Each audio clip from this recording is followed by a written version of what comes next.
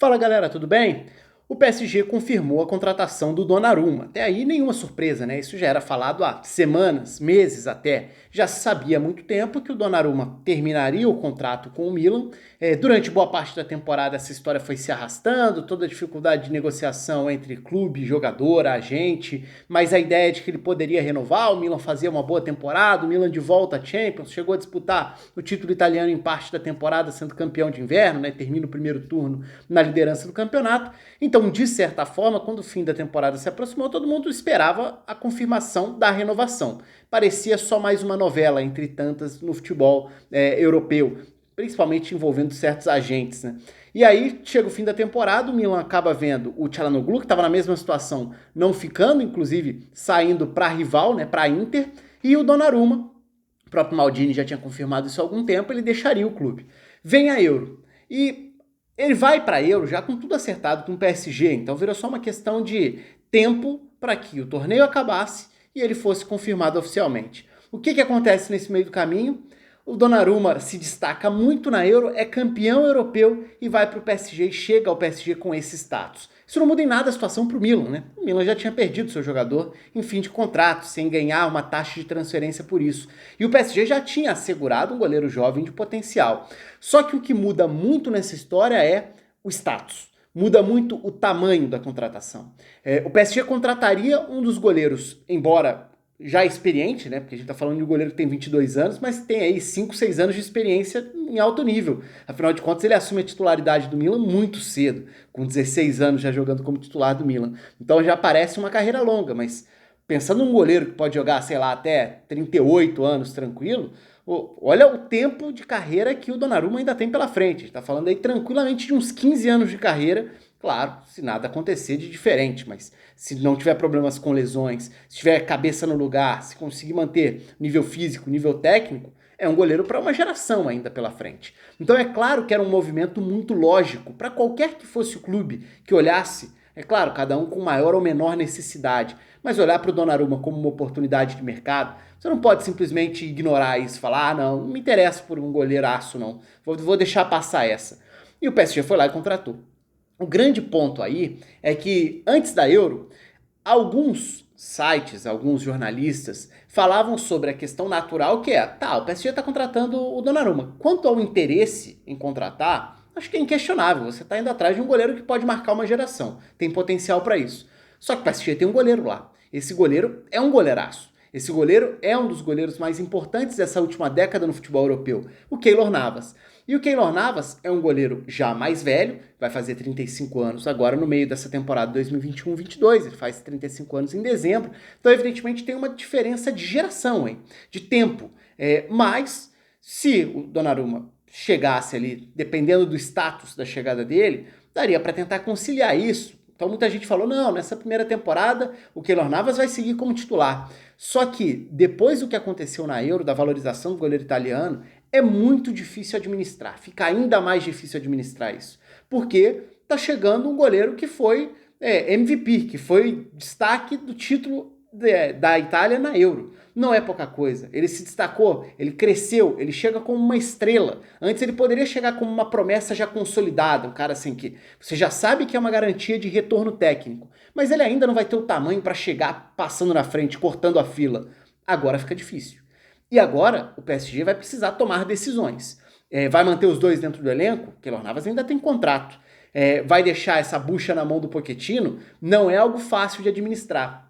E aí veio um pouco do roteiro repetido, que é a situação que o Keylor Navas passou no Real Madrid. Eu gravei vídeo sobre isso na época até, sobre a saída dele para o PSG e como era óbvio que o PSG estava contratando uma solução para o gol. Estava contratando um cara para chegar e mudar o nível do gol.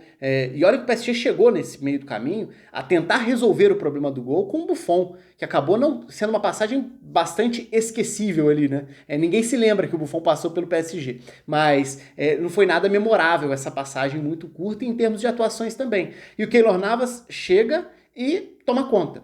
e apresenta um ótimo nível, como ele fazia no Real Madrid, sem ter tanto reconhecimento por isso. Tanto que, durante a passagem dele, que é muito marcante, e o Keylor Navas tem um papel muito importante, ele tem um peso enorme nas conquistas de Champions, brilhando em mata-mata de Champions, brilhando no Campeonato Espanhol também, mas quase todo esse processo foi construído com o Real Madrid, toda a janela de transferências indo para o mercado. Quero um goleiro, tô precisando de um goleiro. Será que dessa vez eu consigo contratar o De Gea? Na época era o principal alvo do Real Madrid, quase contratou, acabou não contratando. E o Keylor Navas estava lá, meio que silenciosamente, entre aspas, porque quem assistia aos jogos via que ele estava se destacando muito, mas sem ter o devido reconhecimento, estava lá, se destacando, sendo um goleiraço entre os melhores goleiros, sem chamar tanta atenção.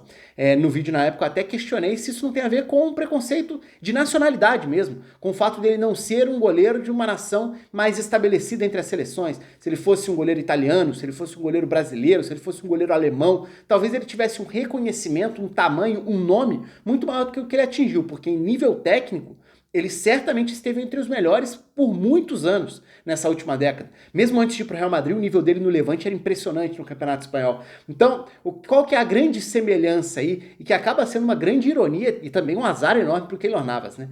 Depois de um grande torneio de seleções, o clube que ele está aproveita uma oportunidade de mercado. Isso aconteceu com o Real Madrid, com o Courtois, depois da Copa do Mundo de 2018, né? Vamos lembrar que o Courtois não estava bem no Chelsea, não vivia o melhor momento dele, mas a Copa do Mundo dá uma projetada e a oportunidade de mercado, com o término de contrato se aproximando, fez com que o Real Madrid fizesse um movimento pelo Courtois, pensando justamente na ideia de ter um goleiro que era mais midiático naquele momento, sem diminuir o tamanho do Courtois, tanto que o Courtois também se estabelece tecnicamente num bom nível nessas últimas temporadas, embora até tenha sofrido com uma certa resistência no início, em que ele oscila um pouco, mas dá pra dizer que o Courtois já deu certo no Real Madrid. Ele vem de temporadas muito boas. Agora, se a gente for falar de justiça, era muito difícil encontrar justiça em tirar o Keylor Navas do gol. E ele acaba perdendo espaço pro Courtois, depois se transfere pro PSG, toma conta do gol, não dá para apontar um problema no gol do PSG hoje, e agora o processo tende a ser o mesmo. Da mesma forma que acabou a Copa do Mundo 2018, o Real Madrid foi ao mercado buscar o Courtois, acaba a Euro 2020, em 2021, né, por conta da pandemia, o PSG olha pro mercado e vê, nossa, Donnarumma de graça.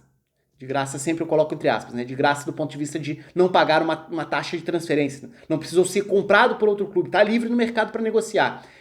Vou aproveitar isso. Um goleiro de 22 anos, com o potencial que tem e já estabelecido como tá, eu posso fazer uma contratação para uma era aqui, para uma década, mais até como eu falei no início do vídeo. Então não dá para julgar a ideia da oportunidade de mercado, mas dá sim para falar sobre um Keylor Navas que talvez seja de novo vítima de um processo que ele não merecia ser colocado em segundo plano, se é que isso vai acontecer, porque, repito, não vai ser uma decisão fácil, não vai ser uma situação fácil de administrar. Hoje, sem dúvida alguma, o Donnarumma está com uma projeção muito grande, ele sai muito valorizado, ele sai com um tamanho maior do que o Keylor Navas, mas se a gente olhar para os últimos anos, o Keylor Navas, até por ser um goleiro já muito mais maduro e já se encaminhando para uma reta final de carreira, o Keylor Navas foi mais goleiro do que o Donnarumma nas últimas temporadas, mas aí é uma escolha de momento de carreira, de escolha de projeto mesmo para um clube. E por Keylor Navas, faz sentido ficar no banco se a escolha for pelo Donnarumma como titular? Me parece que não. O Keylor Navas tem um tamanho muito grande, um nível muito alto para não jogar com regularidade. Ele ainda é um goleiro que pode ser titular de time importante de Champions.